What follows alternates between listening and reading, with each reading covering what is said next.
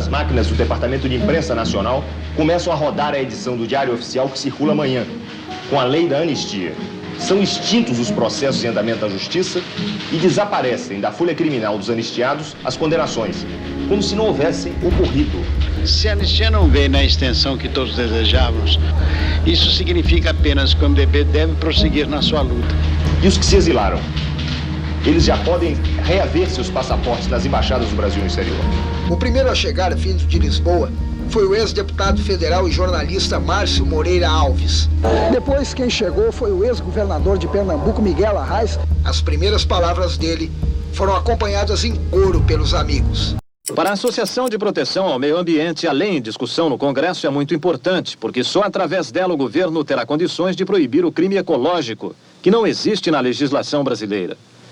Queremos os industriais unidos a todo o povo brasileiro, porque eles também são povo e precisamos de desenvolvimento e meio ambiente equilibrados. Em 1979, exilado no Canadá, Betinho começou a criar com os amigos Marcos Arruda e Carlos Afonso uma instituição que teria como meta lutar pela democracia, reduzindo as desigualdades no Brasil. De volta ao país, com a anistia, os três fundaram em 1981 o Instituto Brasileiro de Análises Sociais e Econômicas.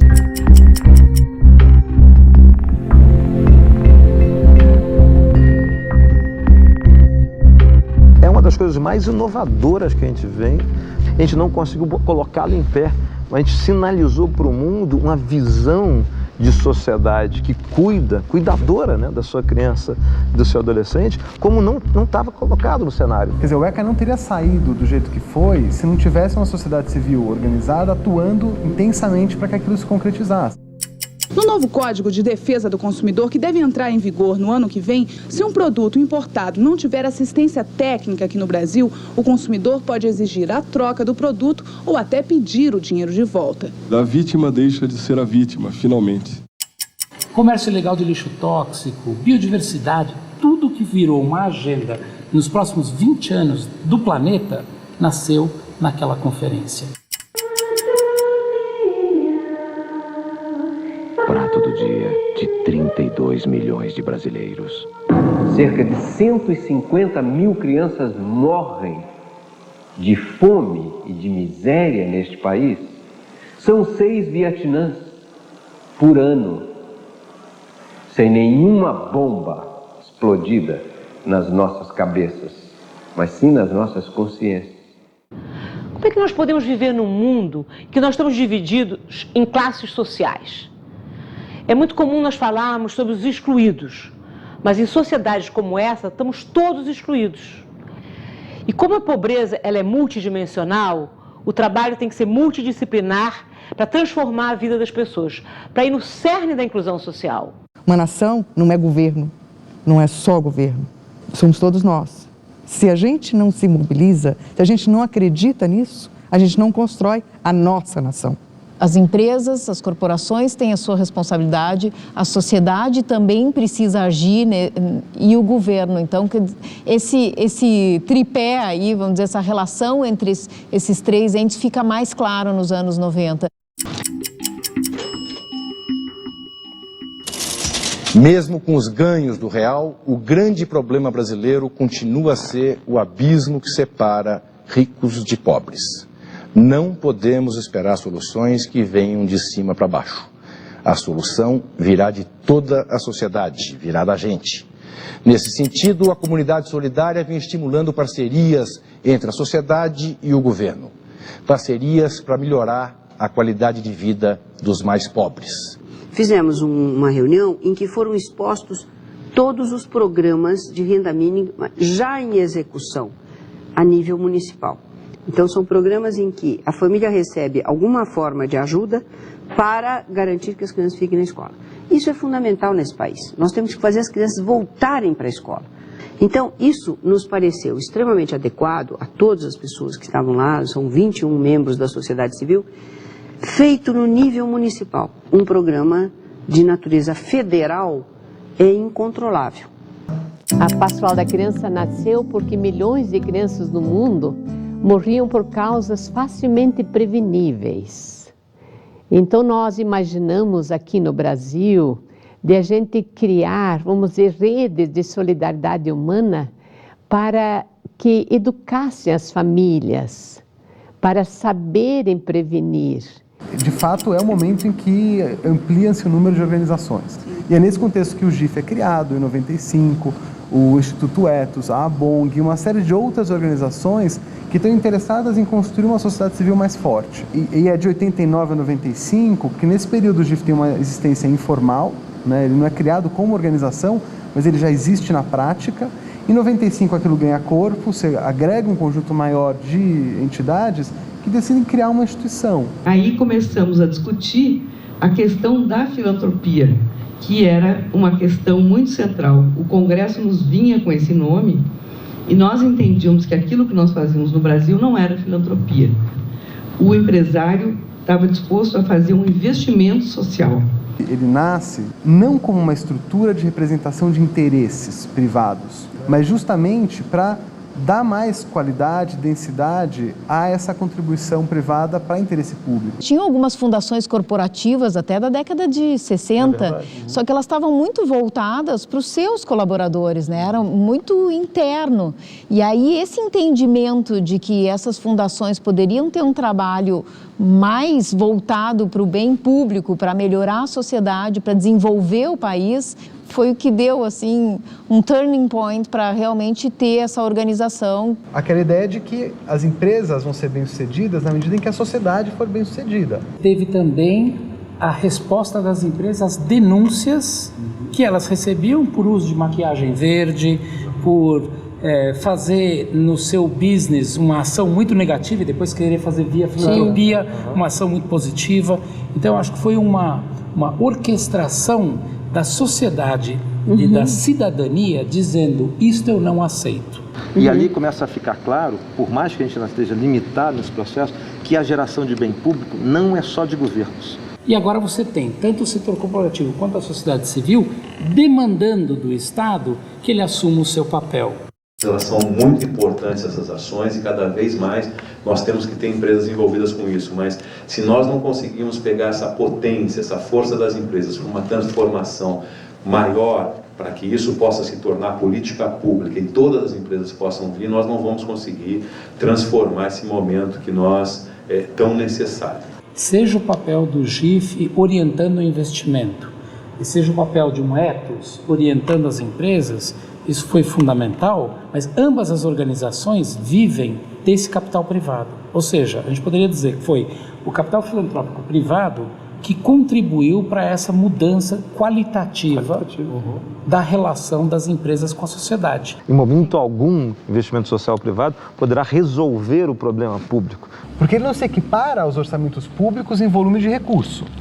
Então, se ele tem uma marca e um potencial, é na experimentação, é na criação de novas abordagens. Produzir inovações que, quando são alavancados, têm impactos em escala. Enquanto a gente não conseguir unir esforços, vai ser muito difícil transformar essas realidades. Que eu acho que uma característica dos anos 90 extremamente importante, que são organizações da sociedade civil que começam a captar recursos para sobreviverem, não mais apenas com o modelo governo ou olhando a cooperação internacional, mas captando com doações de pessoas físicas no Brasil. É um pensamento de que nós não estamos totalmente à mercê dos acontecimentos, quer dizer, de que a sociedade civil também é agente. O Brasil doador, do ponto de vista de pessoa física, ele é muito maior nas classes mais pobres do que nas classes mais ricas. Hoje você tem uma legislação que taxa uma pessoa quando ela faz uma doação para os seus filhos, para os seus herdeiros, na mesma intensidade que ele taxa essa pessoa se ela fizer uma doação para uma organização da sociedade civil. Doar é legal.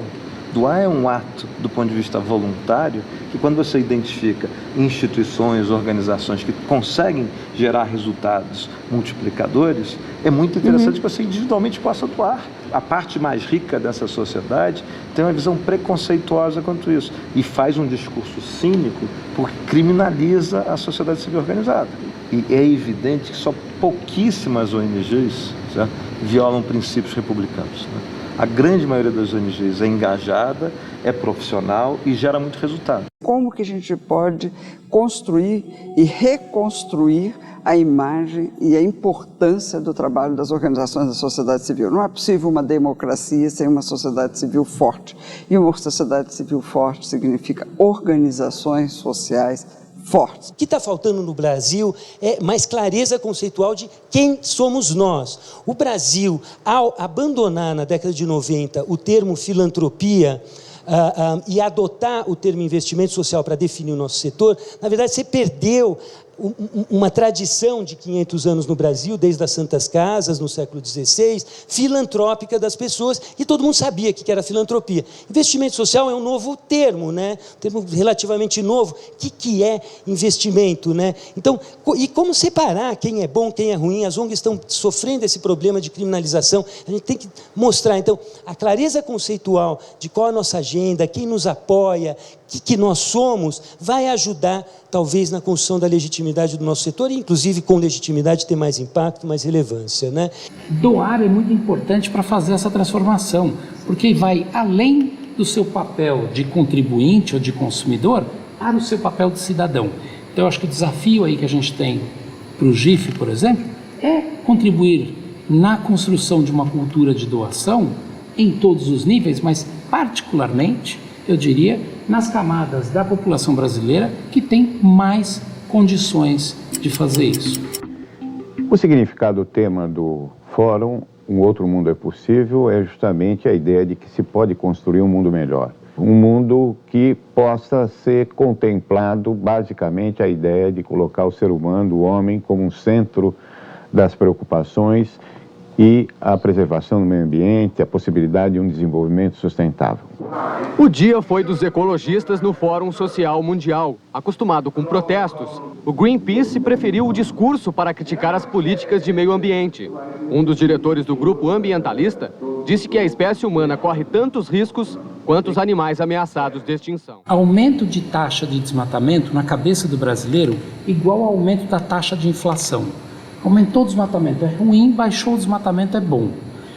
Qualquer brasileiro sabe disso. Este trabalho foi feito graças ao trabalho da sociedade civil.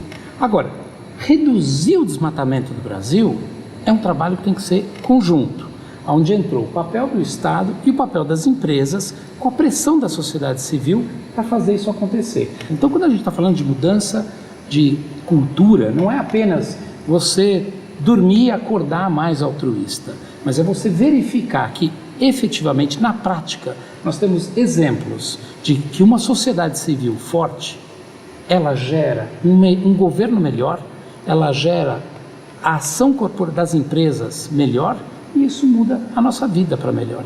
O Brasil está sendo considerado modelo para programas de voluntariado que a ONU pretende adotar. A brasileira Milu Vilela falou em nome da sociedade civil de 110 países. Um reconhecimento ao Brasil, onde o número de voluntários saltou de 20 para 30 milhões no ano passado. Foram mais de 5 horas de reunião. A água, café e suco de acerola, sem lanche ou almoço. Metade do encontro foi dedicada à discussão do programa Fome Zero, prioridade do novo governo. Quando não houver dinheiro, o governo terá que usar a criatividade e a mobilização social para implementar os projetos sociais prioritários. Na solenidade de lançamento do programa Bolsa Família, estavam todos os ministros da área social. O Bolsa Família foi criado para ser o maior esforço concentrado de combate à pobreza no Brasil. A Bovespa criou um índice que classifica as empresas brasileiras de acordo com o grau de responsabilidade social.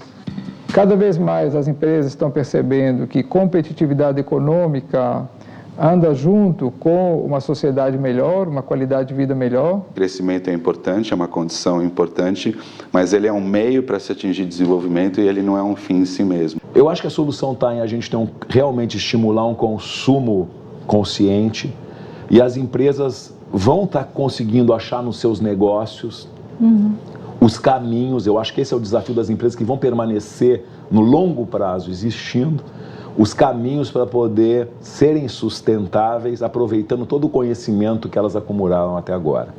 O objetivo é trazer educação de qualidade para todos até 2022. Nós organizamos diálogos sobre desenvolvimento sustentável em 10 áreas, em que especialistas da sociedade civil, sem governos em volta, irão decidir quais são as recomendações que eles farão aos chefes de Estado.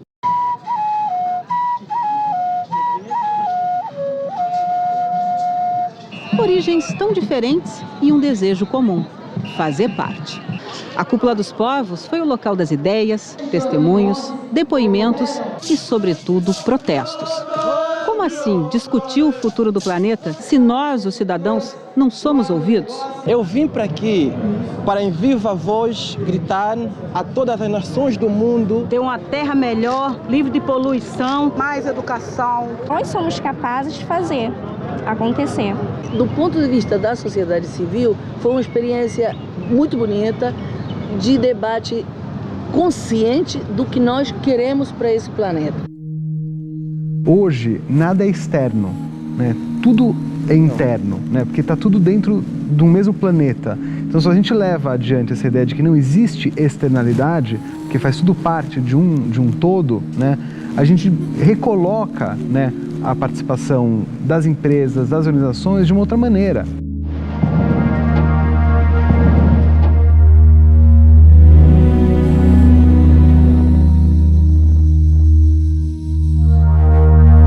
Olhando o futuro, tem uma reflexão e um acolhimento a ser feito pelo próprio GIF para esse Brasil contemporâneo que a gente quer promover. Qual é o nosso papel?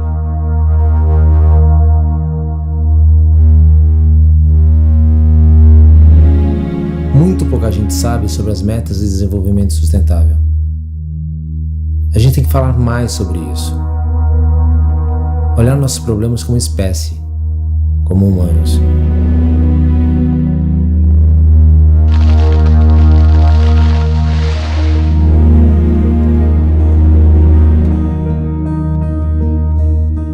Chegou o momento de reverter este quadro, de mobilizar as consciências, de mobilizar a cidadania, de mobilizar cada pessoa para transformar esta questão não numa questão do governo, não numa questão do Estado, não numa questão do outro, mas numa questão de cada um. Num problema a ser resolvido por todos, solidariamente.